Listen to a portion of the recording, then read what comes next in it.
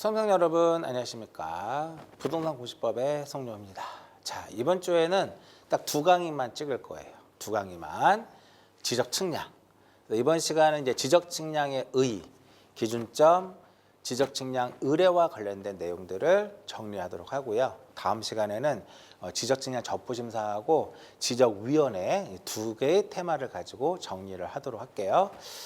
이 지적 측량 파트는 이제 측량이라고 해서 굉장히 어떠한 그 전문적인 내용들이 출제되는 것이 아니라 우리가 가장 기본적으로 그냥 알아야 될 그 상식선에서 시험에 출제된다라고 보시면 될 것 같아요. 어떤 것들을 봐야 되냐면 지적 측량이란 무엇이냐, 개요 쪽, 의 쪽에서는 지적 측량이란 무엇이냐 이 부분, 그리고 지적 측량 대상, 이 대상과 구분을 같이 연결해서 같이 보시면 돼요. 그리고 지적 기준점, 이 세 가지 파트고요. 그 다음에 두 번째로는 이제 지적 측량 의뢰. 의뢰에서는 이제 절차죠. 의뢰를 누구한테 할 것이고 측량과 검사의 기간은 어떻게 될 것이냐. 34회 때 여기서 시험에 나왔죠. 측량 기간 5일, 검사 기간 4일 이쪽 부분에서 시험에 출제가 됐고요. 성과도 교부. 이번 시간은 여기까지 정리해 드릴 거예요. 그러면 그 다음에 다음 시간에는 이 부분. 측량을 했는데 지적 측량을 하게 되면 여기서 성과가 나오는데 이 성과에 무엇이 있었다? 성과에 다툼이 있을 때 하는 게 바로 뭐예요? 지적 측량 적부심사예요. 다음 시간에 정리하고요.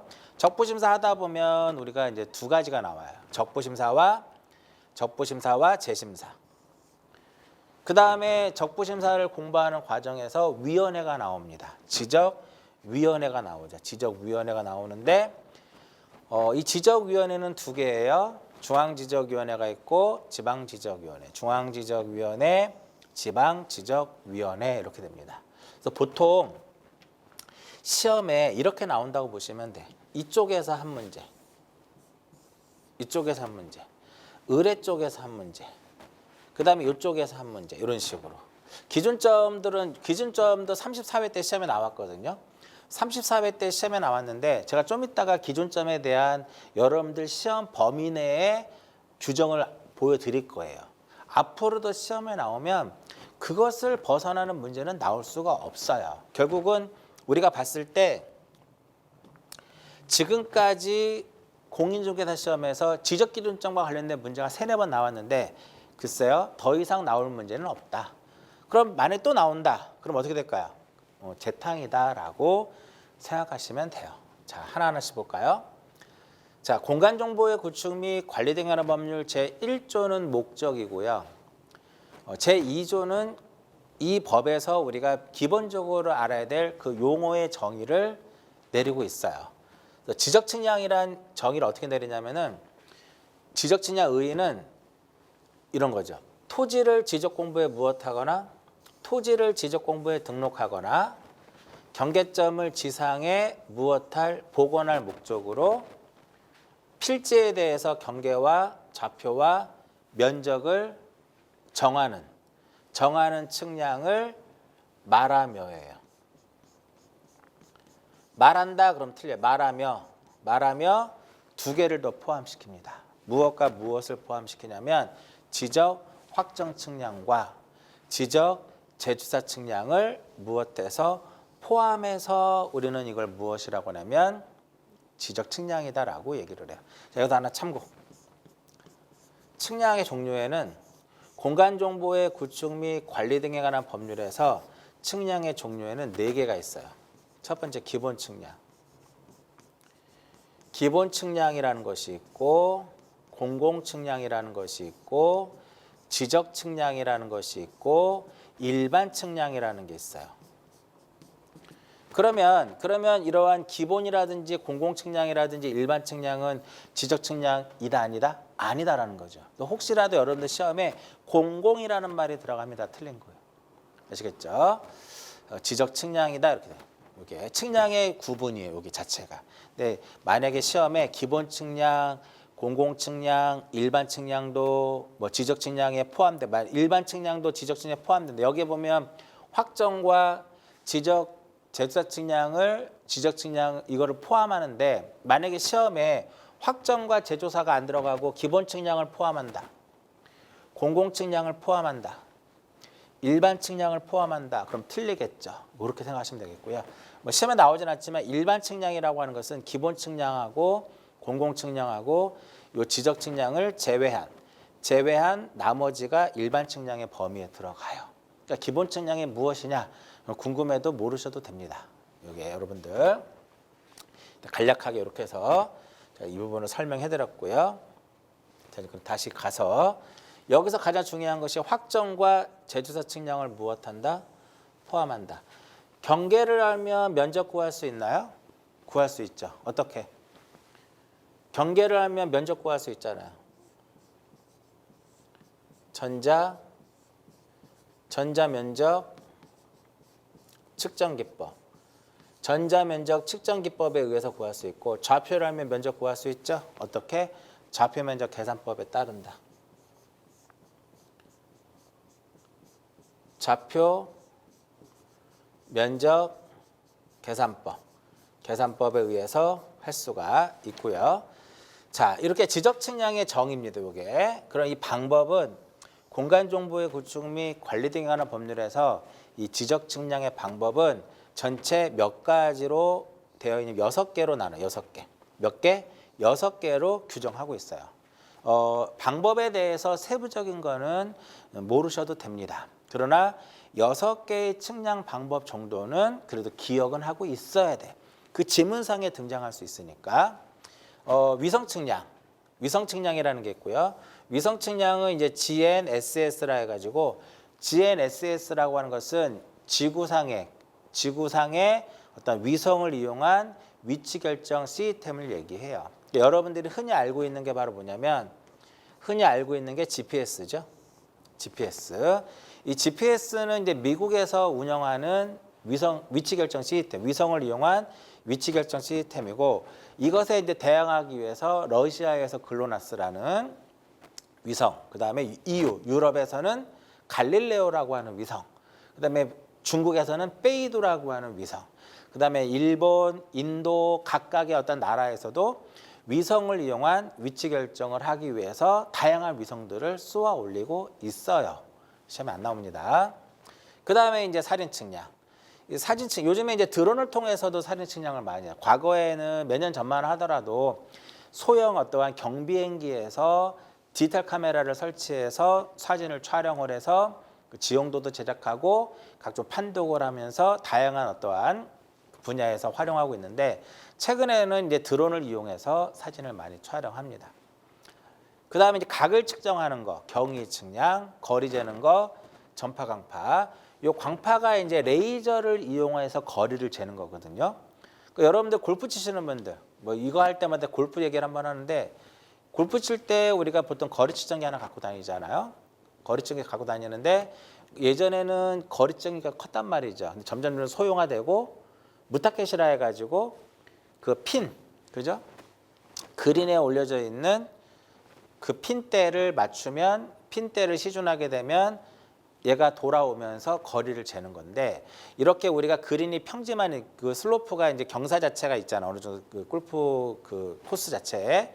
이렇게 얘는 수평인데 이렇게 위로 올려보면 각이 측정이 돼요. 그러면서 이 경사거리하고 각을 알면 이걸 수평거리로 바꿀 수 있거든요. 그래서 요즘에는 레이저 측정기가 모두 다 이 수평거리로 환산해주는 그런 레이저 측정기가 되겠죠. 거리 재는 거. 그다음에 평판이라는 측량이 있고요. 삼각다리 위에다가 30cm, 40cm, 한 50cm 정도 되는 크기의 평판을 얹어놓고 거기서 이제 측량을 하는 거고요. 도회적인 방법이 되는 거고. 그다음에 우리나라가 이제 2000년도 들어오면서 지적도라든지 임야도가 전산화가 돼요. 그러면서 이제 전자평판 측량이라는 게 도입이 됩니다. 이렇게 6가지 측량 방법을 가지고 한다라는 거죠. 우리 지적은 XY하고는 상당히 친해요. 이 XY라고 하는 것은 수평 이치 결정이거든요. 그 H하고는 친하지가 않아. H는 높이예요. 높이하고는 친하지 않습니다. 앞으로 친하려고 노력은 하고 있지만 계속적으로 이제 우리가 공간 정보를 구축하려면 XY만 갖고 안 되거든. 그러니까 높이도 되게 중요합니다. 근데 아직까지는 우리는 지적 측량 범위에서는 높이하고는 친하지 않더라. 우리가 필지에 대해서 x, y만 결정하지 여기에 높이까지는 결정하지 않잖아요. 그래서 우리가 이 높이를 측정하는 방법을 수준 측량이라고 그래요. 레벨이라고 하는 측량 장비를 통해서 한다 해서 레벨 측량이라고도 하는데, 이 수준 측량은 지적 측량 방법이다 아니다 이겁니다. 수준 측량은 높이 재는 거거든요. 참고적으로 우리나라 높이 측정의 기준은 인천의 평균의 수면, 인천의 평균의 수면을 기준으로 해서 높이를 측정을 하게 돼요. 설악산의 높이, 지리산의 높이, 그 다음에 현재 제가 지금 있는 경기도 부천시 상동 이 지적에도 이 연구실에 높이도 다 높이가 있다면 전부 다 어디를 기준으로 하는 것이다? 인천 앞바다의 평균의 수면을 기준으로 하는 높이예요. 그러니까 여러분들 등산 좋아하시는 분들은 등산을 가게 되면 해발 몇 메타 이렇게 써 있잖아요. 이런 것들이 전부 다 인천 앞바다의 평균의 수면을 기준으로 하는 그 높이 값이다. 이렇게 보시면 돼요. 자, 지적 측량 대상. 지금 내 대상을 설명해 드릴 거고 바로 이어서 구분을 설명할 건데 둘이 같아요. 똑같은 내용인데 좀 제가 색다르게 설명을 해 드릴 거야. 자, 지적 측량 대상은 이렇게 보시면 됩니다. 어찌됐든 시험에서는 지적 측량 대상이냐 대상이 아니냐를 묻는 문제가 나올 거예요. 그리고 좀 전에 측량에는 기본 측량이 있고 공공 측량이 있고 일반 측량이 있고 지적 측량이 있는데, 그렇죠? 기본 측량, 일반 측량, 공공 측량은 지적 측량 대상이다 아니다 이거예요. 자, 우리는 1장에서는 지번, 지목, 면적, 경계에 대한 내용들을 정리했고요. 2장에 가서 지적 공부라는 파트를 공부하면서 지적 공부가 멸실되거나 훼손됐을 때 하는 걸 뭐라 그랬어요? 지적 공부가 멸실되거나 훼손됐을 때 하는 것을 지적 공부의 무엇이라고 한다? 복구라고 하죠. 복구할 때는 반드시 측량하는 것은 아닌데 경우에 따라서는 복구 측량이라는 것을 해야 돼요. 그럼 지적 공부의 복구 측량은 지적 측량 대상이다 아니다? 이다. 자, 이거 설명할 때 이것도 설명했죠. 도면의 제작성. 도면의 제작성은 도면을 너무 오랫동안 사용하다 보니까 도면 자체가 이렇게 마모가 돼가지고 경계가 불분명해진다라든지 지번이라든지 지목이 불분명할 때 다시 제작성하는 거거든요. 근데 이 부분은 제작성 측량은 안 한다라는 거예요. 제작성 측량이라는 건 없어요. 아시겠죠? 그다음에 이제 토지 이동. 자, 토지 이동이란 뭘까요? 우리 바로 이제 지난주에 토지 이동에 대해 설명해 드렸는데, 이 토지 이동이라고 하는 것은 6개의 토지의 표시, 소재부터 좌표까지 6개의 토지의 표시를 새로이 정하고 이를 변경하고 말소하는 것을 무엇이라고 한다? 토지의 이동이다라고 얘기를 해요. 그럼 토지가 이동이 되면 조사 또는 무엇을 한다?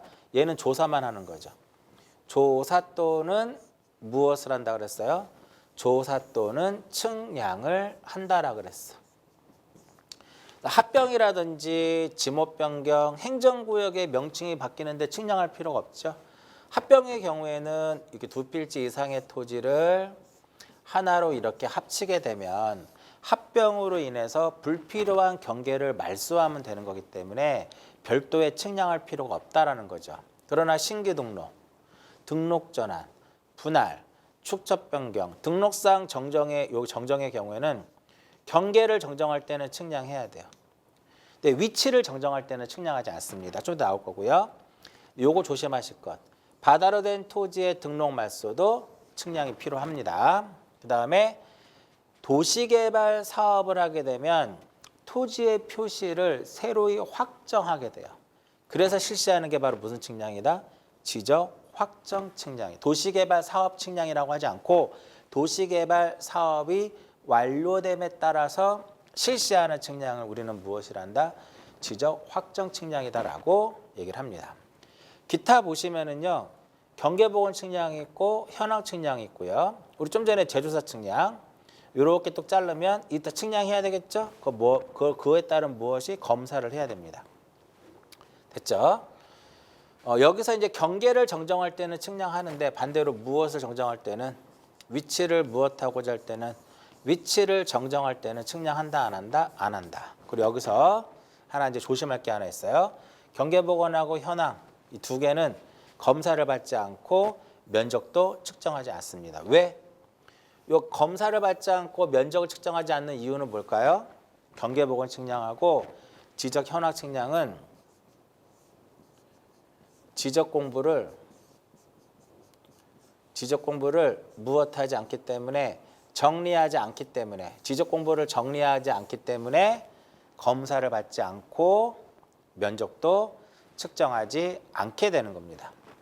자, 여기서 이제 제조사하고 검사 측량 바로 뒤에 나오는데 제조사 측량하고 검사 측량은 우리 토지 소유자가 의뢰할 수가 없어요. 그러면 일단 여기서 요거 한번 볼까요? 왜 지적 제조사 측량은 토지 소유자가 지적 측량 수행자에게 의뢰할 수 왜 없냐면 제조사 측량은 지적 소관청이 실시하는 겁니다. 지적 소관청이 실시하기 때문에 의뢰할 수 없는 거예요. 그리고 검사 측량은 이러한 측량을 수행자가 하게 되면 그것에 대한 정확성에 대한 검사를 받는데 소관청의 검사를 받는 거죠. 그러니까 검사 측량은 소관청이 실시하는 거예요. 그렇기 때문에 토지 소유자가 지적 측량 수행자에게 바로 뒤에 나올 겁니다. 의뢰할 수 없다라는 거죠. 자, 여기서 그러면 이제 지어볼까요? 이거 한번 지어봤을 때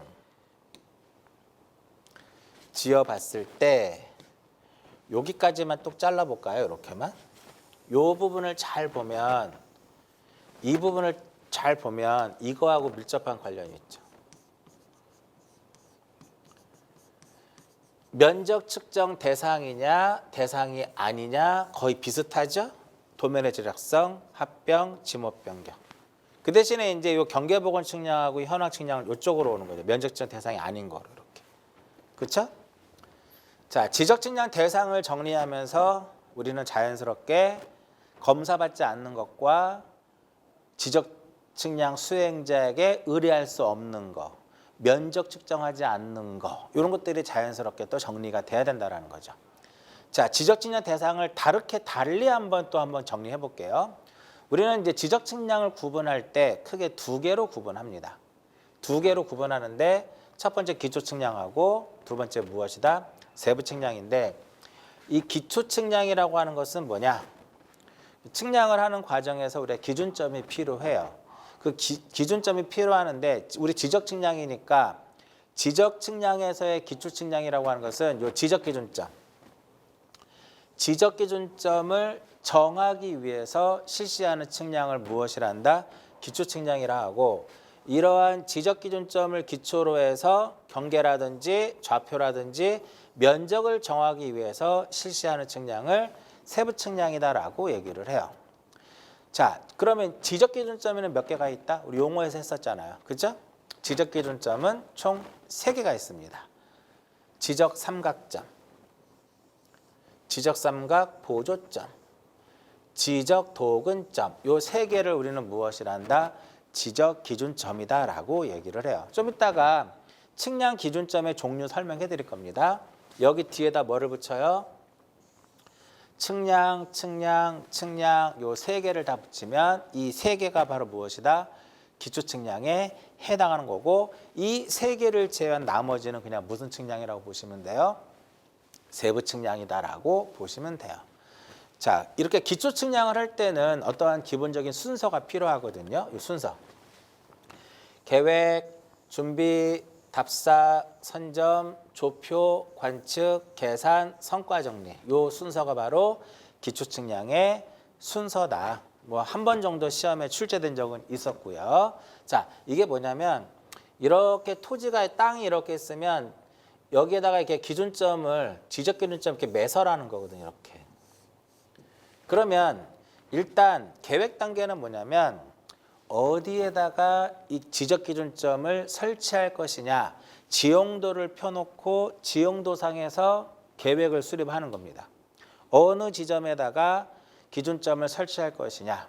그러면 이제 지용도상에서 그 점이 선점이 되면 준비해서 답사를 가요. 그쪽에 가는 거예요. 산을 가는 산에.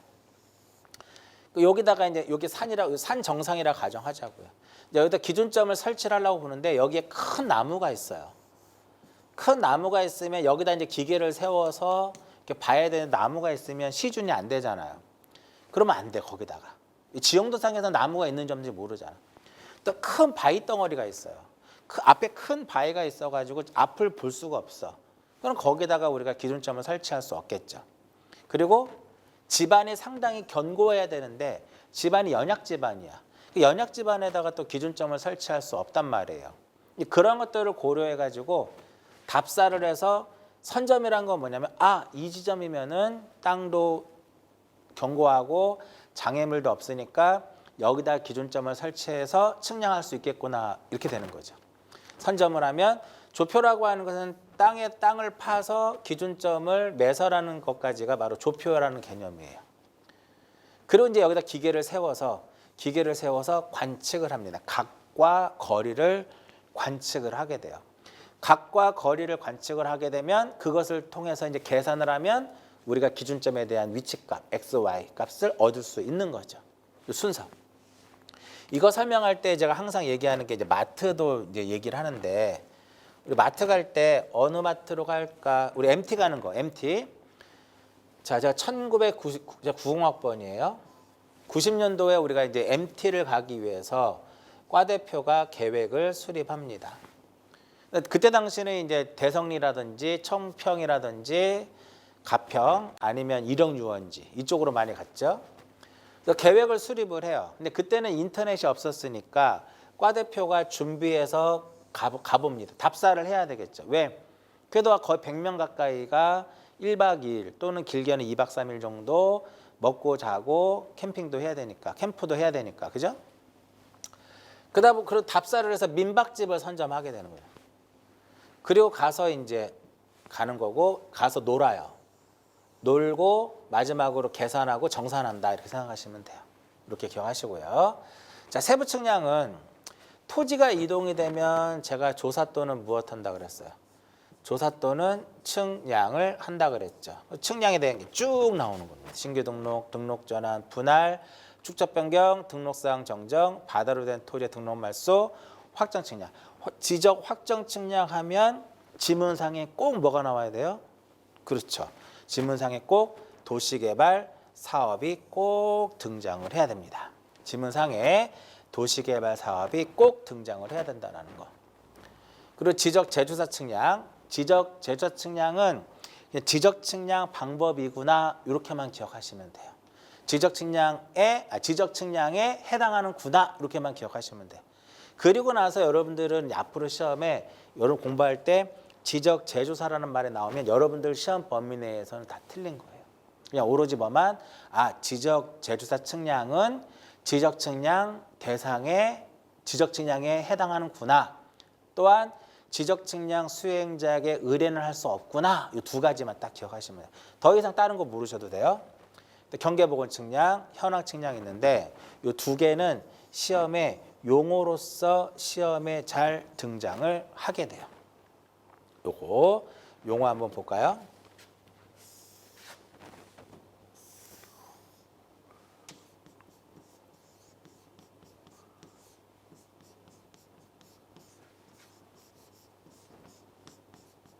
경계 보건 측량 이렇게 써 있어요. 자, 경계는 어디에 등록되어 있나요? 경계는 도면에 등록되어 있죠. 눈에 땅에 눈에 보여 안 보이죠?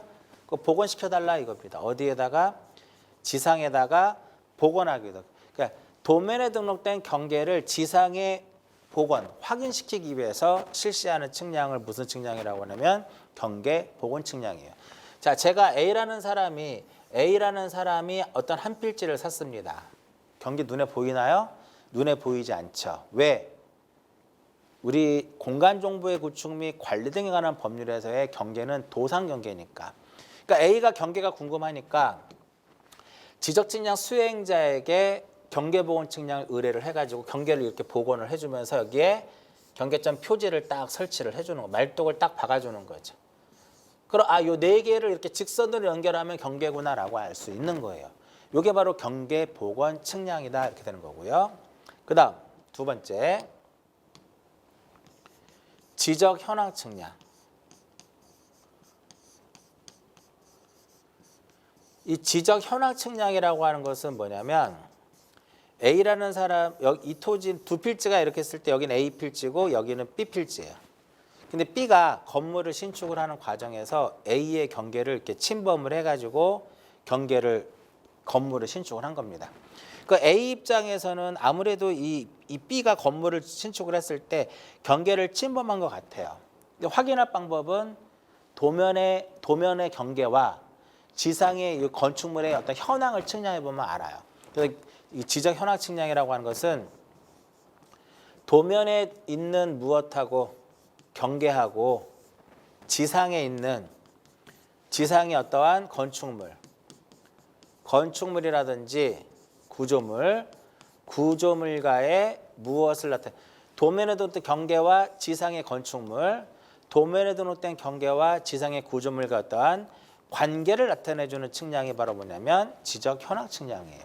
그래서 요 지적 현황 측량은 용어로서 시험에 잘 나옵니다. 이제 지금 빨간색으로 박스 쳐놨죠? 그 다음에 뭐가 나올 것 같아요? 좀 전에 앞에서 설명한 것처럼 검사를 받지 않고 면적을 측정하지 않습니다. 검사 왜 안 받는다고요? 경계복원 측량하고 지적 현황 측량은 검사를 왜 안 받는다고요? 지적 공부를 정리하지 않기 때문에. 그 이제 도면의 제작성 측량 없고요. 자, 요거 하나 기억해요. 자, 연속 지적도란 우리가 뭐라고 했나? 지적 공부 쪽에서 연속 지적도의 정의 설명해 드렸죠. 지적 측량을 실시하지 아니하고 전산화된 지적도, 임야도 파일을 이용하여 경계점 간을 서로 연결해서 만든 도면을 말하며 측량에는 활용할 수 없는 거죠. 그 연속 지적도를 이용한 측량이 안 돼요. 이렇게 해서 기억하시고, 확정 측량하고 복원과 현황의 경우는 용어로서 시험에 잘 나옵니다. 그리고 이제 지적 측량에서 이러한 측량이 있으면 이것을 또 무엇하기 위한 검사를 하기 위한 무슨 측량이 있어요? 검사 측량이라는 것이 있죠. 이러한 것들이 지적 측량 범위에 포함하는 거고요. 다시 한번 정리하면 제주사 측량하고 검사 측량의 경우에는 토지 소유자가 지적 측량 수행자에게 의뢰할 수 없다. 이렇게 되는 겁니다. 여기까지가 두 가지예요. 지적 측량이란 무엇이냐와 지적 측량 대상과 지적 측량을 구분하는 내용. 두 개는 같이 묶어서 같이 보시면 돼요. 이쪽에서 보통 한 문항 정도 출제된다라고 보시면 됩니다. 그다음 측량 기준점. 여러분들 측량 기준점이 뭐예요? 말 그대로 측량 기준점이라고 써 있어. 그죠? 우리가 측량 기준점이라고 하는 것은 어떤 측량을 하는 과정에서 정확성을 확보하고 효율성을 높이기 위해서 설치한 그러한 기준점을 우리는 무엇이라고 하냐면 측량 기준점이라고 하는데, 이 공간정보의 구축 및 관리 등에 관한 법률에서 측량 기준점은 3개입니다. 국가기준점, 공공기준점, 지적기준점.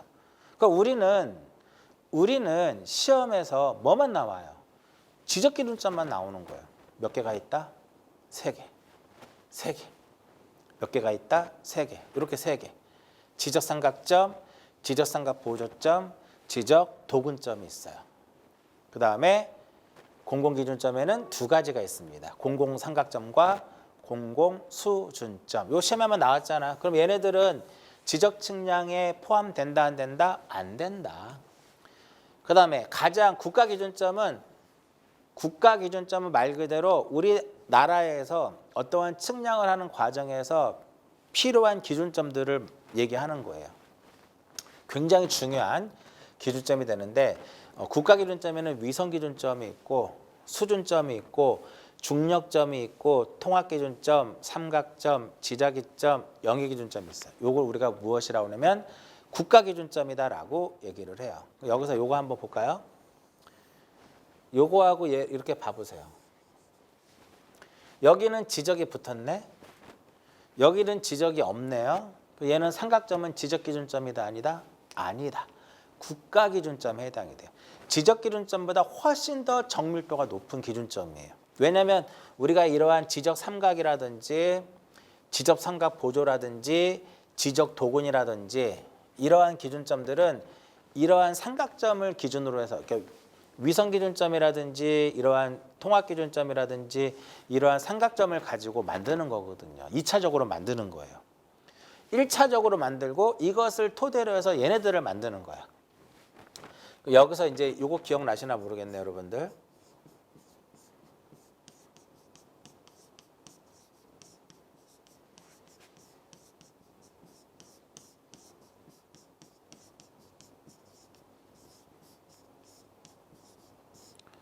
삼각점 및 지적기준점의 위치. 이거 어디서 정리했었나요? 삼각점 및 지적기준점의 위치. 어디서 정리했었나요? 그렇죠. 지적 공부의 등록사항 중에 지적도 임야도의 등록사항 중에 하나가 뭐가 있었어요? 삼각점 및 지적기준점의 위치가 있었죠. 거기서 한번 등장을 한 거예요. 여기서 뭘 조심해야 되냐면 여기 수준점이라고 써 있죠. 여기에 이렇게 들어가면 틀리는 거야. 지적 수준점이다 이렇게 딱 나오면 지적 수준점이라는 건 없습니다. 그냥 수준점이에요. 아시겠죠? 일단 여기서 우리 지적 기준점이 몇 개가 있다? 지적 기준점에는 지적 삼각점, 지적 삼각 보조점, 지적 도근점 이 세 개가 있다라는 것만 체크해서 보시면 돼요. 자, 그럼 이제 지적 기준점 한번 볼게요. 자, 국가기준점은 국토교통부 장관이 정하는 거고요. 공공기준점은 공공측량 시행자가 정하는 거고 지적기준점은 시도지사나 지적소관청이 정해요. 여기 세 개를 우리는 무엇이란다? 요 세 개를 지적기준점이다라고 얘기를 하죠. 자, 이 지적기준점은 시도지사나 지적소관청이 정해요. 그래서 이러한 지적기준점을 정하는 자가 지적기준점을 설치하고 관리하도록 돼 있어요. 그럼 이러한 지적기준점 설치 관리는 누가 한다? 시도지사 또는 누구? 시도지사 또는 지적소관청 이렇게 되는 거예요. 도면에 표시할 때 지적삼각점은 동그라미에 십자선을 그리고요. 지적삼각보조점은 동그라미에 10개 내부를 채색하고요. 도근점은 동그라미로 하는데 한번 볼까요? 관심 있으신 분들은 이거 한번 봐보세요. 직경 3mm. 이 원의 직경이 3mm라는 거예요. 이 원의 직경 3mm.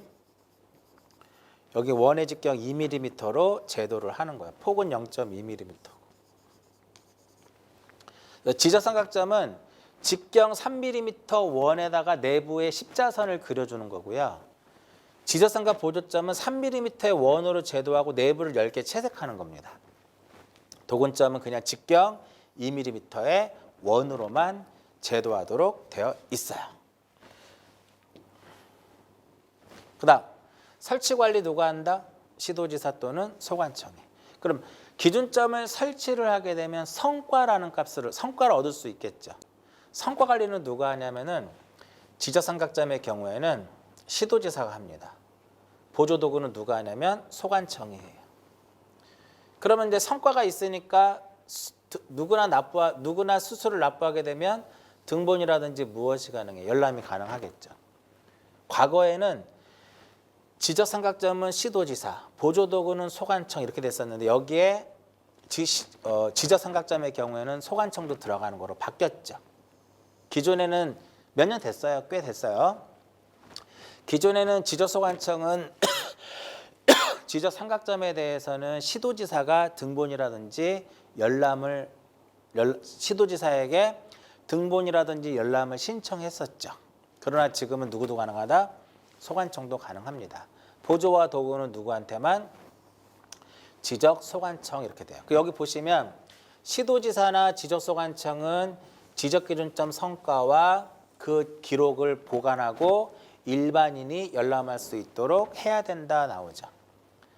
자, 굉장히 중요합니다. 지금 이 부분. 지금 설명하는 부분은 이제 그냥 간단하게 들으세요. 자, 지적 삼각점은 이렇게 표석의 형태로 되어 있습니다. 이거를 누가 설치하냐? 만약에 지적 삼각점을 지적 소관청이 이걸 무엇을 했다? 설치하거나 변경했을 때는 시도지사에게 통보하도록 되어 있어요. 그리고 지형지물의 변동으로 인해 가지고 기준점의 성과가 다르게 돼요. 그럴 때는 지적삼각점 성과가 다르게 됐을 때는 성과를 수정하고 이것을 시도지사에게 통보하는데 왜 지적소관청이 설치하거나 변경했을 때 성과를 수정했을 때 왜 시도지사에게 통보하냐면 지적삼각점 성과는 누가 관리하기 때문에 시도지사가 관리하기 때문에 그런 거예요. 자, 빨간 박스가 딱 쳐질 겁니다. 출제될 확률은 떨어져요. 이 부분은. 혹시나 한번 정리해드렸고요. 자, 그러면 제가 아까 그런 얘기를 했었죠. 지적기준점과 관련돼서 나올 수 있는 것들은 다 나왔다. 그렇죠? 34회 때도 나왔거든요. 그러면 결국은 이거거든요. 공간정보의 구축 및 관리 등에 관한 법률 제27조, 시행규칙 제26조. 지금 여기는 1항이 있고 2항이 있고 1, 2, 3항이 있죠. 이거를 벗어난 문제는 시험에 출제되지 않습니다. 왜? 시험 범위를 벗어나기 때문에. 한번 볼까요? 시도지사나 지적소관청은 지적기준점 성과, 지적기준점 성과라고 하는 것은 지적기준점에 의한 측량 성과를 얘기하는 거고요. 그 기록을 보관하고 일반인이 열람할 수 있도록 하는데, 그리고 또한 이러한 지적기준점의 성과의 등본이나 측량 기록의 사본을 발급받으려는 자는 시도지사나 소관청에게 신청하면 돼요. 여기에 꼭 시도지사하고 소관청이 나와야 되는데 국토교통부 장관이 나온다라든지, 국토교통부 장관이 나온다라든지 아니면 얘가 등장을 한다라든지, 지적 측량 수행자가 등장을 한다라든지, 그럼 틀려요. 자, 이게 이제 법률인데 여기 보면 국토교통부령으로 정하는 바에 따라 이렇게 나와 있죠. 국토교통부령이니까 바로 무슨 규칙이에요? 시행규칙이란 말이에요. 좀 더 이제 세분화됩니다. 자, 보시면 지적 삼각점 성과에 대해서는 시도지사나 또는 소관청에 신청하고, 보조점 성과라든지 도근점 성과에 대해서는 소관청에 신청한다. 그래서 시행규칙 1항이 가장 중요합니다. 역시 34회 때도 여기서 시험에 나온 거예요. 그렇죠? 2항, 3항은 읽어보시면 돼요. 이해하셨죠? 이렇게 해서 기억을 하시면 될 것 같아요. 그러니까 기준점은 앞에 이 범위를 벗어나지 않아요. 이 범위를 벗어나지 않는다. 이렇게 해서 생각하시면 되겠고, 그 다음에 해마다 빠짐없이 나오는 문제, 바로 이 부분이에요. 여기서 두 문제가 나왔어요. 지적측량 의뢰 쪽에서 34회 때 지적측량 의뢰 쪽에서 두 문항이 출제가 됐었죠. 자, 두 문항이 출제가 됐고요. 자, 의뢰 한번 볼게요. 토지 소유자가 어떠한 토지를 분할하고자 한다. 경계를 복원하고자 한다.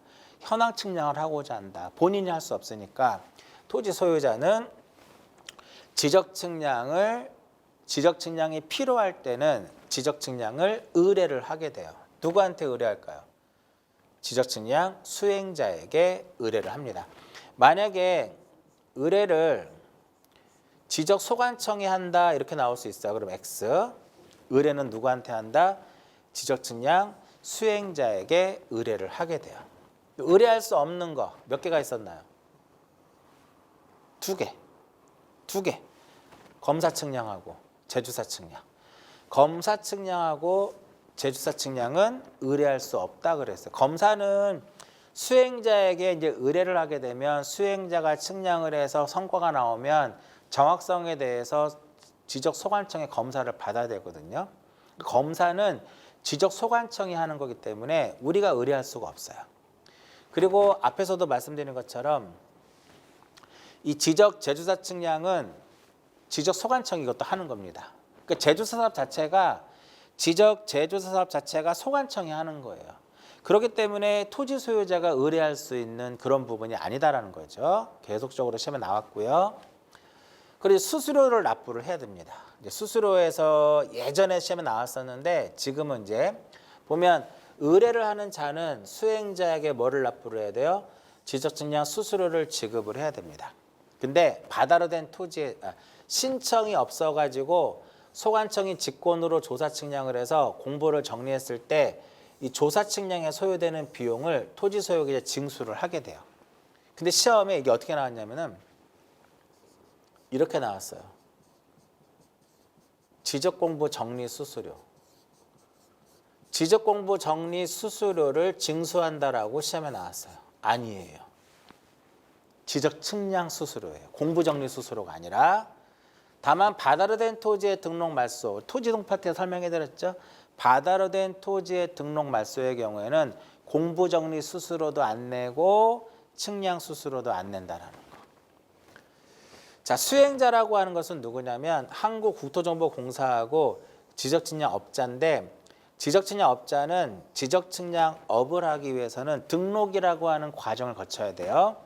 누구한테 등록을 하냐면 시도지사에게 등록을 하고 지적측량업을 해야 돼요.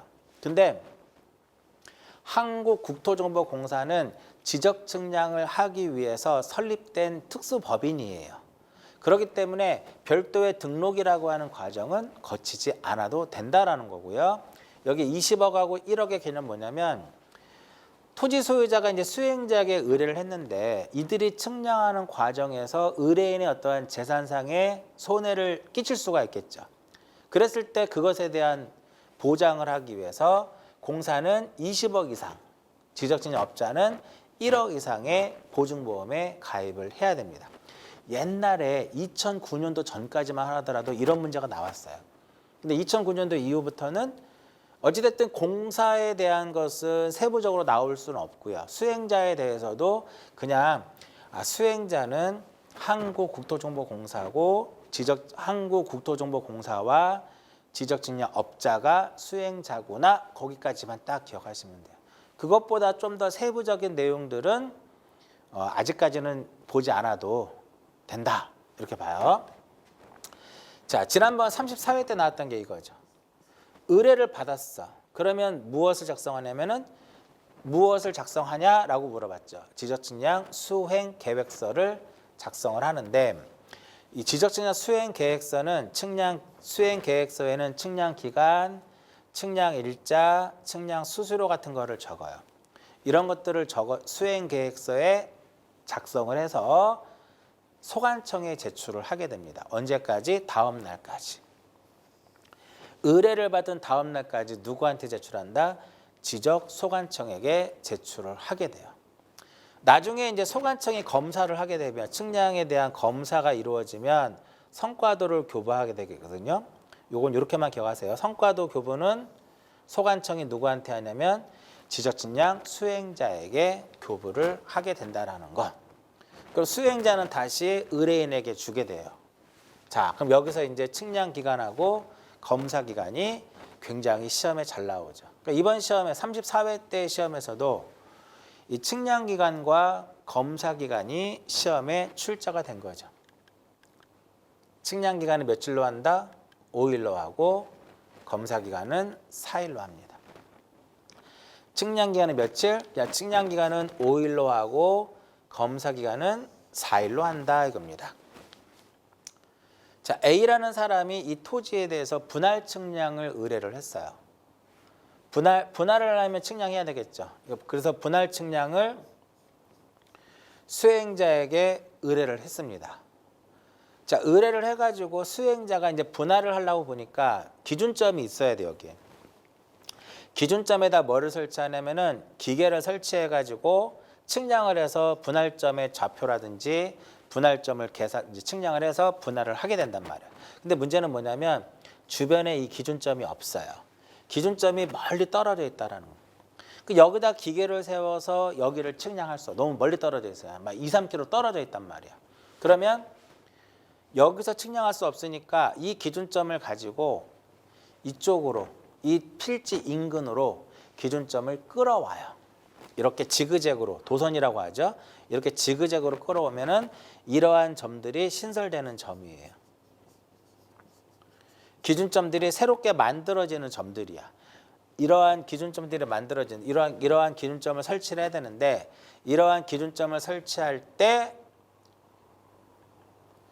이렇게 외웁니다. 1541. 1541. 1541. 즉 이러한 기준점의 개수가 15점 이하일 때는 며칠을 준다? 4일을 줘요. 15점 이하는 며칠을 준다? 4일을 줍니다. 근데 만약에 15점을 초과할 때는 4일에다가 초과하는 몇 점마다 4점마다 1일씩을 조심하셔야 돼요. 측량 기간에도 검사 기간에도 각각 더해줍니다. 이렇게 볼까요? 자, 이 볼게요. 한 점을 설치하든 15점을 설치하든 측량 기간은 4일이고 검사 기간도 며칠이다? 4일이에요. 그럼 만약 13점이다.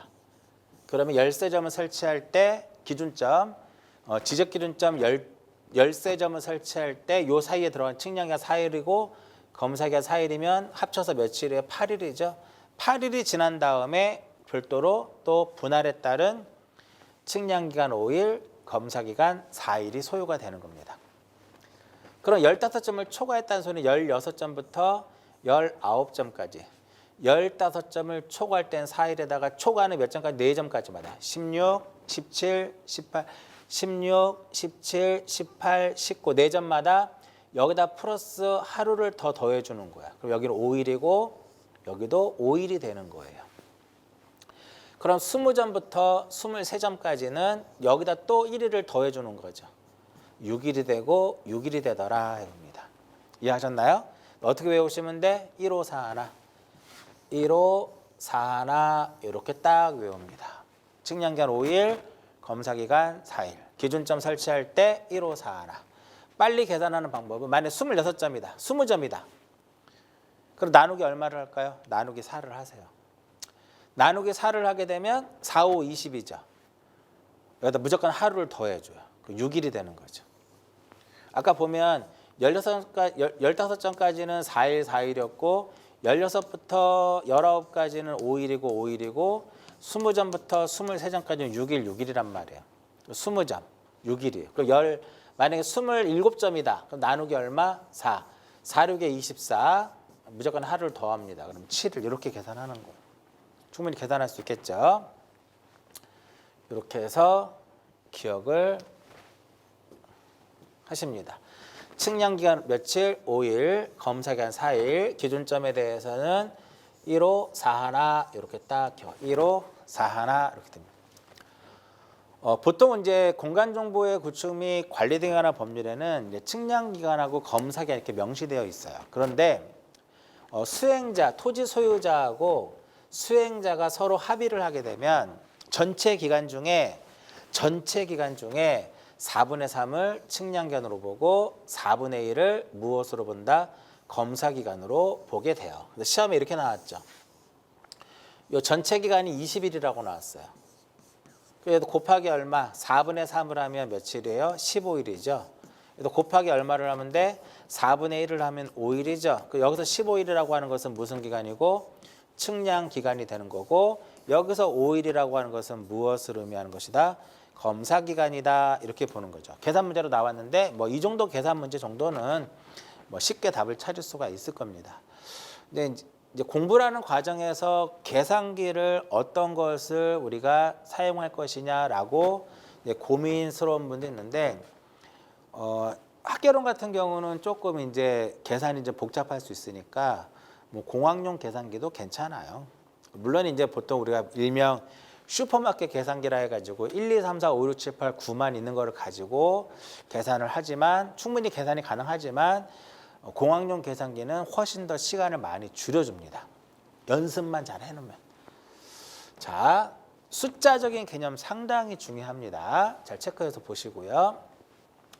지적측량 검사 이렇게 나오는데 검사 기간에 대해서 쭉 이렇게 써놨는데 보지 마시고요. 이렇게만 보시면 됩니다.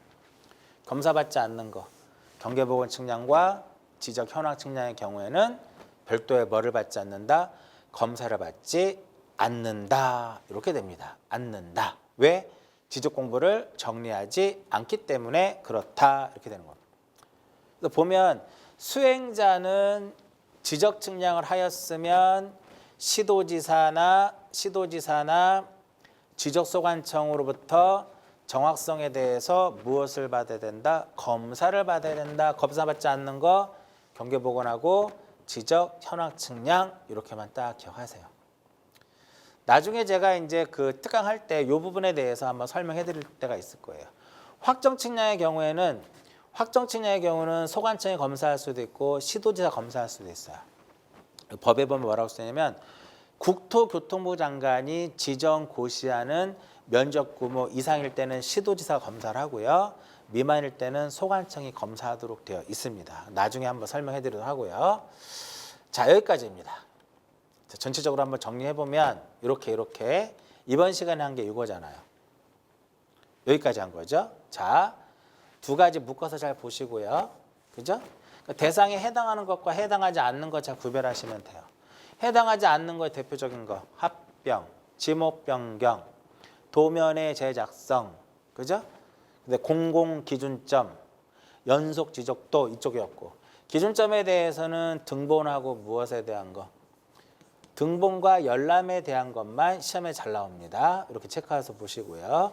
측량기간 5일이고 검사기간 4일이고 검사받지 않는 거 복현. 과거에 제가 1996년도 3월 4일에 동아건설을 입사를 했어요. 동아건설을 입사했을 때 우리 그룹교육원 밑에 현장사무실이 하나 있었는데 현장사무실 여직원 이름이 복현이에요. 박복현. 그래서 이제 요거 설명할 때 제가 이제 실강할 때도 이제 복현 이렇게 얘기를 하는데 여직원 이름입니다. 검사받지 않아요. 여기다 뭘 더 추가하면 돼? 1호 얼마? 4나 15점 이하는 며칠에? 4일에 15점을 초과할 때는 4일에다가 4점 초과 시마다 각각 1을 가산한다라는 거. 전체 기간의 4분의 3을 측량 기간으로 보고 전체 기간의 4분의 1을 무엇으로 본다? 검사 기간으로 본다. 성과도 교부 누가 해요? 지적소관청이 교부를 합니다. 누구한테? 지적 측량 수행자에게 교부를 하게 되는 거죠. 여기서 의뢰는 누구한테 할까요? 의뢰는 누구한테 한다? 지적 측량 수행자에게 의뢰를 하게 되는 거죠. 여기서 수행자라면 무엇이다? 한국국토정보공사와 지적 측량 업자를 말한다. 의뢰를 받으면 수행계획서를 작성을 해서 언제까지? 다음 날까지 소관청에 제출한다. 이렇게 되는 거죠. 그러니까 보면 공부 자체는 눈으로 하는 게 아니에요. 눈으로 하는 것이 아니라 내가 직접 종이에다가 연필, 필기도구를 통해서 써가면서 그래야 체계도 알고 암기도 잘 돼요. 자꾸만 눈으로만 밑줄 긋고 책에다가 빨간색 긋고 그게 무슨 의미가 있어? 물론 이제 밑줄을 빨간색으로 긋고 형광색으로 표시하면 이게 중요한 부분이니까 나중에 우리가 책을 볼 때 한 번 더 주의 깊게 보는 건 맞지만, 그렇죠? 근데 공부 자체는 눈으로 하는 게 아니라 내가 직접 써가면서, 그렇죠? 써가면서 그래야 이 흐름도 파악할 수 있고 관련된 내용들이 또 암기가 돼요. 계속 써가면서 또 속으로 말도 한번 해보고 개인적인 공간에 있을 때는 소리 내서도 읽어보고 그러한 과정을 통해서 여러분들이 시험 내년, 그죠? 2024년 10월 마지막 주 토요일까지 그렇게 공부하게 되면 분명히 합격하는 데는 큰 문제는 없다 이렇게 봐요. 자, 이번 시간은 여기까지 해서 마무리 짓도록 하고요. 이제 다음 시간에는 처음에 제가 말씀을 드렸듯이 지적측량, 적부심사와 지적위원회까지 정리해서 이 공간정보의 구축 및 관리된 관한 법률에 대한 PPT 강의를 마무리 짓도록 할 거예요. 자, 잠깐 쉬었다가 이어서 마무리 짓도록 하겠습니다.